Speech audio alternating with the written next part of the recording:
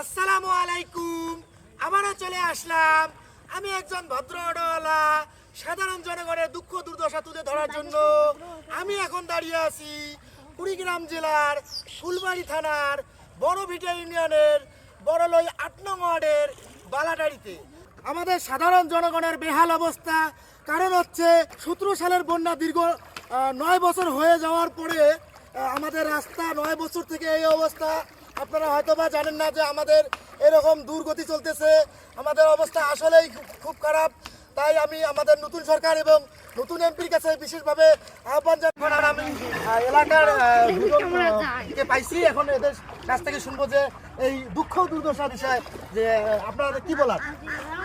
আমাদের অনেক দুঃখ দুর্দশা যে আমরা এই যে রাস্তা না, পানি এমপি সাহেব ইলেকশনে আগে আসি বলে গেছে যে রাস্তা করে দিবে, এখন সেটাও নাই। এখন মনে করো রাস্তা পানি, আমরা যে দিনে ৭-৮ করে যাওয়া লাগে, এরকম পানি ভাঙি যাওয়া লাগে, আমাদের খুব কষ্ট। আচ্ছা, এখান থেকে কি মহিলা মানুষদেরও পানিতে হেঁটে যাওয়া লাগে?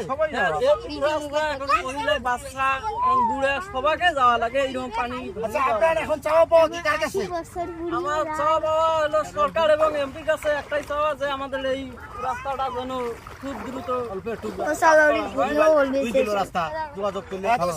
আপনারা দেখতেছেন এলাকাবাসী অনেক কষ্ট যে এই রাস্তা দিয়ে ৭-৮ বার করে যাওয়া আসা করা লাগে। পুরো চর অঞ্চলের মানুষ এই দিক দিয়ে যাওয়া আসা করে।